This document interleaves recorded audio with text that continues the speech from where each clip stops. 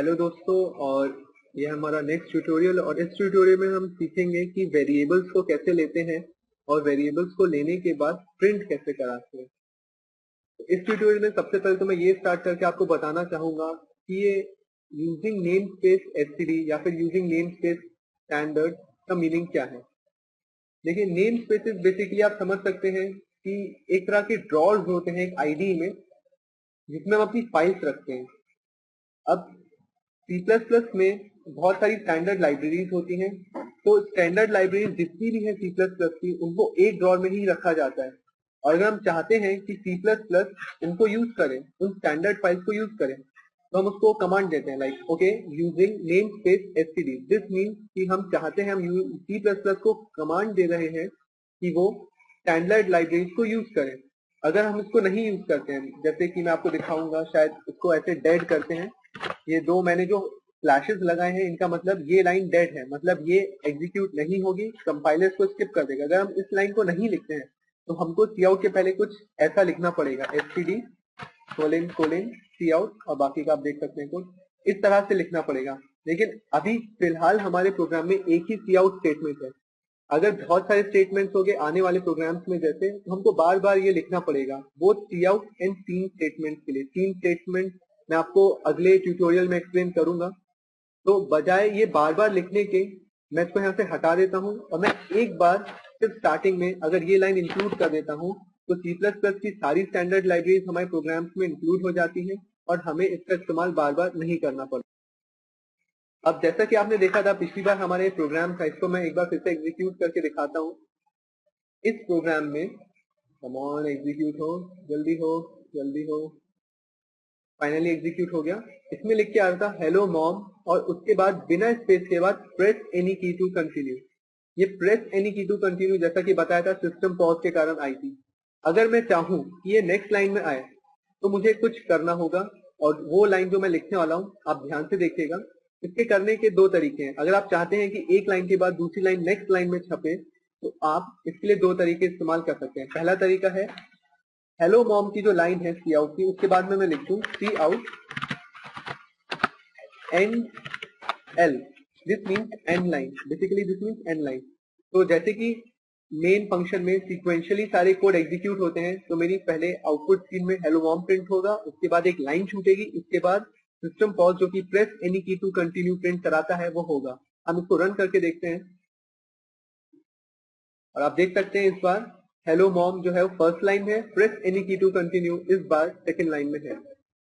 इसका दूसरा तरीका ये है, आप इसको यहाँ पे ना लिख के इन्वर्टेड कॉमास के अंदर ही \n लिख सकते हैं। \n एक टोकन होता है, इससे ही नई लाइन में जाया जा सकता है, आउटपुट आपका सेम आएगा। मैं आपको फिर से दिखाता हूं और आप देख सकते हैं कि इस बार भी आउटपुट पिछली बार तरह ही आया है। तो आप एल का इस्तेमाल भी कर सकते हैं और \n का भी। \n के अलावा बहुत सारे हमारे टोकन यूज होते हैं, जैसे कि \t। \t का मैं आपको यूज दिखाता हूँ यहाँ पे। \t का बेसिकली यूज होता है टैब से या फिर 8 डिस्टेंस लेना, 8 पिक्सल्स का डिस्टेंस लेना। 8, ये आप देख सकते हैं 8 स्पेसेस का इसने यहाँ पे डिस्टेंस दिया है, पिक्सल्स का नहीं, 8 स्पेसेस का डिस्टेंस दिया है। तो डिस्टेंस आ जाता है \t के कारण। तो फिलहाल अभी हम इस \t को हटाते हैं और वापस से \n लिख देते हैं, क्योंकि मैं चाहता हूँ नई लाइन में प्रिंट। अब जैसे कि आपने देखा होगा, अगर मान लीजिए हमको वेरिएबल्स लेना है, वेरिएबल्स जैसे कि हमारे मैथ्स में होते हैं, उनकी वैल्यू हम चेंज कर सकते हैं। सपोज मैथ्स में हम इस प्रकार का कुछ लिखते हैं, let a is equal to 12, और फिर हम मैथ्स के एग्जाम में आप सभी ने लिखा होगा let b is equal to 13। तो c हो जाएगा अगर a प्लस b, तो c हो जाएगा हमारा 12 प्लस 13 दैट इज 25। अब इसी चीज को मान लीजिए अगर हमको C++ में इंप्लीमेंट करना है, तो हम कैसे करेंगे वो हम आगे देखते हैं। मान लीजिए हमको कोई भी वेरिएबल को अगर लेट करना है C++ में, तो हम लिखते हैं पहले उसका डेटा टाइप। जैसे इस केस में मैं मान लीजिए int लिखता हूं और a। अब इस लाइन में जो फर्स्ट पार्ट है वो है int stands for integer. Integer की एक रेंज होती है, ये हमेशा इंटीग्रल वैल्यूज होती हैं, इनके आप रेंज होती है इनकी, आप यहां से देख सकते हैं। मैं इसको पेस्ट करके दिखाता हूं आपको। इतनी होती है इसकी रेंज, काफी ज्यादा है इसकी रेंज, माइनस नेगेटिव वैल्यू से लेके काफी बड़ी एक पॉजिटिव वैल्यूज तक हो सकती है। लेकिन याद रखिएगा इसमें डेसिमल वैल्यूज नहीं होती हैं, सिर्फ इंटीग्रल वैल्यूज भी स्टोर कर सकता है। मैंने लिखा int, उसके बाद लिखा मैंने a सेमीकोलन। तो रैम या मेमोरी में एक a नाम का एक बॉक्स खुल जाएगा जो कि आपकी रैम में 4 बिट मेमोरी लेगा, 4 बिट नहीं सॉरी 4 बाइट मेमोरी लेगा, और एक डब्बा खुल जाएगा ए का जो कि टाइप होगा उसका इंटीजर, और वो सिर्फ इंटीग्रल वैल्यू स्टोर करेगा। मान लीजिए मैंने लिखा int a, उसके बाद मैं लिखता हूँ a is equal to 12 semicolon. Semicolon means statement यहाँ पे एंड होता है। उसके बाद मान लीजिए मैं चाहता हूँ कि a की वैल्यू स्क्रीन में आउटपुट हो, तो मैं लिख दूंगा cout a। अब कंपाइलर क्या करेगा, वो देखेगा कि a क्या है। आप देख सकते हैं यहाँ पे इस बार मैंने a को इन्वर्टेड कॉमा में नहीं लिखा है, नहीं लिखा है मतलब a में जब कंसोल में a की जगह a की ओरिजिनल जो वैल्यू है जो कि 12 वो वहां पे प्रिंट होगी। जब कंपाइलर इसको रन करेगा वो देखेगा cout a, okay what is a की वैल्यू 12 है तो a की जगह 12 छाप देगा। हम इसको रन करके देखते हैं। आप देख सकते हैं लिखा है हेलो मॉम, उसके बाद क्योंकि लिखा है int a तो ये सिर्फ एक इनिशियलाइजिंग स्टेटमेंट है, आप कह सकते हैं इनिशियलाइजेशन स्टेटमेंट है, ये वो है, तो इसके कारण इसका कुछ यहाँ पे आउटपुट नहीं आता। उसके बाद मैं देखता हूँ a इज इक्वल टू 12, ये फिर से यहाँ पे मैं वैल्यू असाइन कर रहा हूँ a को 12, इसलिए यहाँ पे फिर से आपको कुछ आउटपुट नहीं दिखेगा। उसके बाद लिखा है cout a, तो उसका आप आउटपुट देख सकते हैं 12।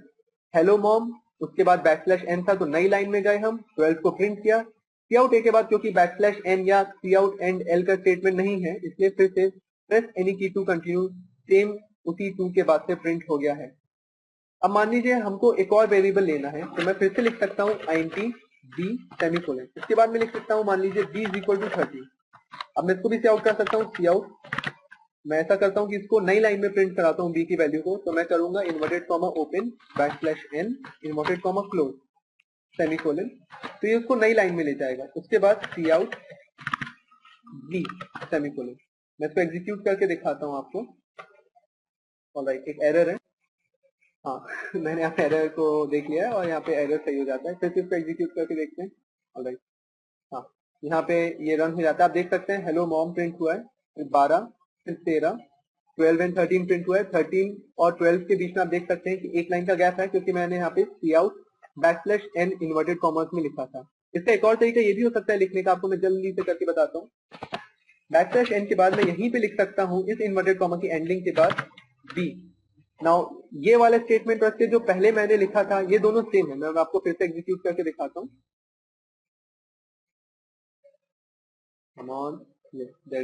देख सकते हैं आप सेम पहले जैसा ही आउटपुट है, मतलब हम एक लाइन को ऐसे भी लिख सकते हैं और जैसे पहले लिखा था वैसे भी लिख सकते हैं। आपको जैसा उचित लगता है आप वैसा लिख सकते हैं। अब मान लीजिए मैं a और b का सम प्रिंट कराना चाहता हूं, तो मैं लिख सकता हूँ cout फिर से /n, मतलब नई लाइन में जाओ, ये ऐसे ऐसे साइन आप इसको जो भी बोल रहा हूँ a प्लस b सेमीकोलन। अब यहाँ पे 12 प्लस 13 25 उसका सम हमारा कंपाइलर कैलकुलेट करेगा और a प्लस b की जगह क्योंकि ये इन्वर्टेड कॉमास में नहीं है इनकी वैल्यूज का सम यहाँ पे प्रिंट कर देगा। इसको एग्जीक्यूट करते हैं, एग्जीक्यूट and that goes। आप देख सकते हैं इस बार अच्छे से आया है 12 13। a प्लस भी ऐसे ही छपा है क्योंकि मैंने उसको इन्वर्टेड कॉमर्स में लिखा था इक्वल टू के साइन के साथ 25, तो काफी अच्छा आउटपुट आए, अच्छा लगता है इसको देखने में।